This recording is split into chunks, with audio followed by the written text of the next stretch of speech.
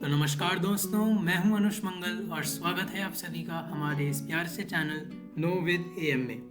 तो आज हम जानने वाले हैं लाइट की स्पीड के बारे में और उसको मेजर करने के कुछ बेसिक मेथड्स के बारे में। तो हमारे आज के टॉपिक्स यह सब होने वाले हैं। Number 1, what is light, speed of light according to Rigveda. Number 3, Galileo's experiment. Number 4, old Roemer's deduction. Number 5, Bradley's calculation from aberration of light. Number 6, Fezau's method. Number 7, Foucault's method. Number 8, Michelson's method.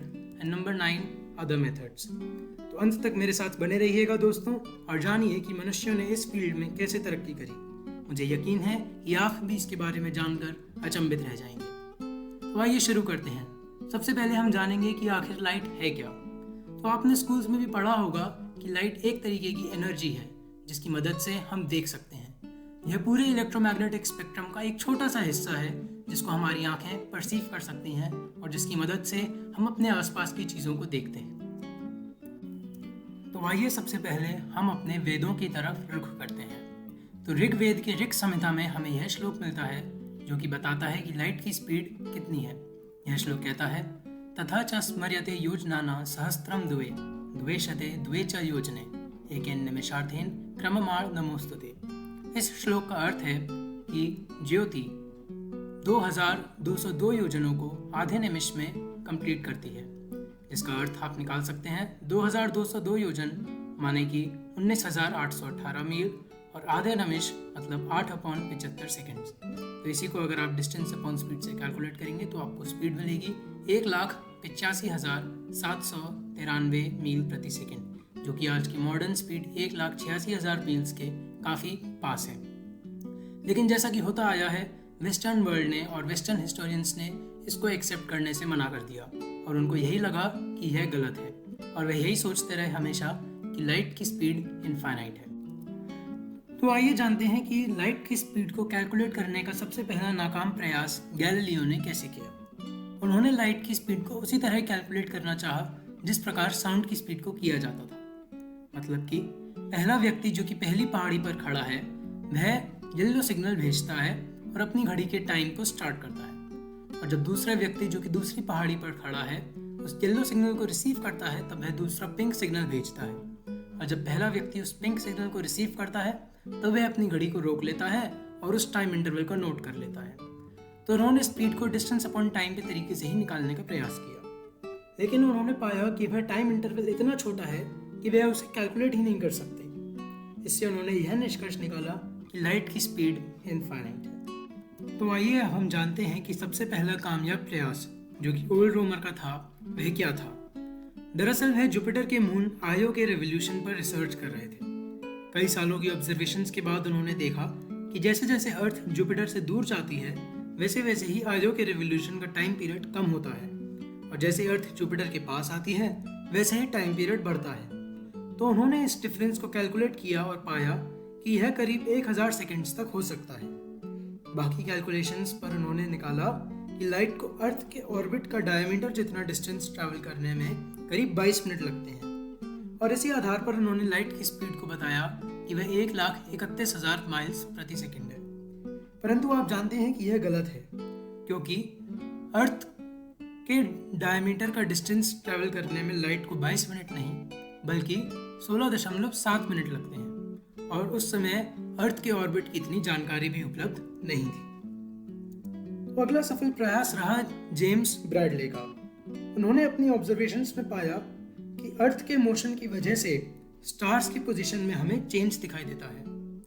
यह बिल्कुल वैसा ही है जैसा आपके बारिश में दौड़ने की वजह से आपको बारिश की डायरेक्शन अलग मालूम पड़ती है। तो उन्होंने अर्थ के मोशन से और स्टारलाइट के एंगल से लाइट की स्पीड को अर्थ से करीब 10,200 गुना ज़्यादा पाया। मतलब उन्होंने लाइट की स्पीड को करीब 3,01,000 किलोमीटर प्रति सेकेंड तक निकाला। तो अगली चौंकाने वाली सफलता हाथ लगी आर्मंड फिजौ के। उन्होंने पहला ऐसा तरीका खोजा जिससे हम लाइट की स्पीड को बिना किसी दूसरे ग्रह या सितारे की मदद से निकाल सकते थे।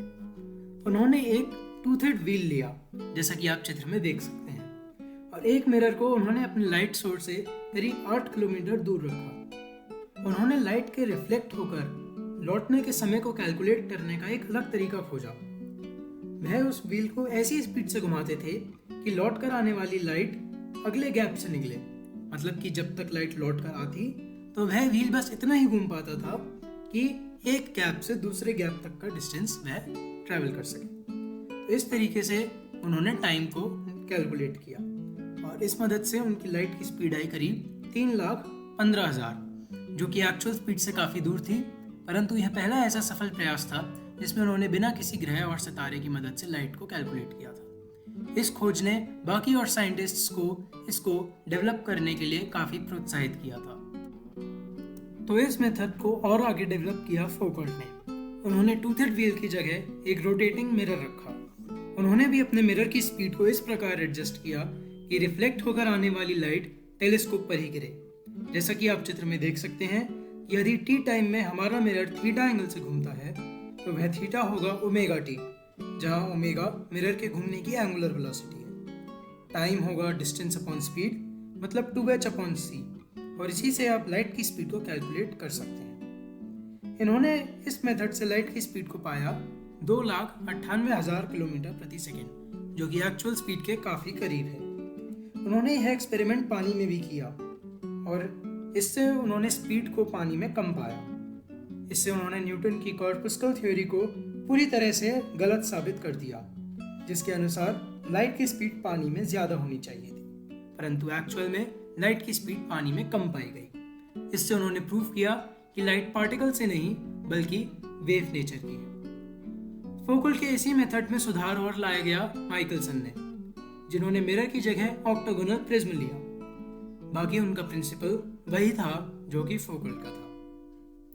इसी प्रकार जैसे जैसे फिजिक्स एडवांस होती गई, लाइट की स्पीड को कैलकुलेट करने के और भी कई नए तरीके आते गए, जिनको समझने के लिए हमें फिजिक्स की गहरी समझ होनी बहुत ज़रूरी है।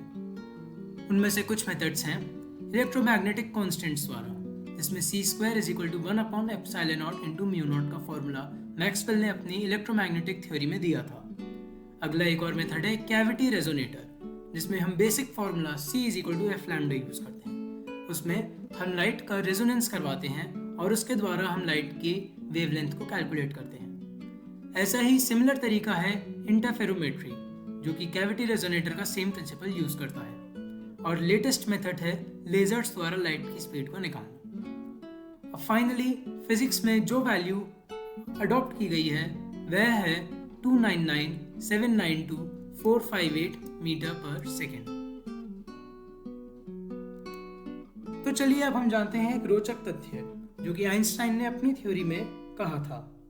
उनके अनुसार लाइट की स्पीड यदि आप किसी भी इनर्शियल फ्रेम से नापें तो वह कांस्टेंट रहती है। मतलब कि चलिए मान लीजिए कि आपके आगे एक गाड़ी चल रही है जिसकी स्पीड 100 किलोमीटर पर आ है और उसके पीछे आप अपनी गाड़ी से चल रहे हैं जिसकी स्पीड 80 किलोमीटर पर आ है। तो आप अपनी गाड़ी में बैठकर तो यही पाएंगे कि सामने वाले गाड़ी की स्पीड 20 किलोमीटर पर आ है।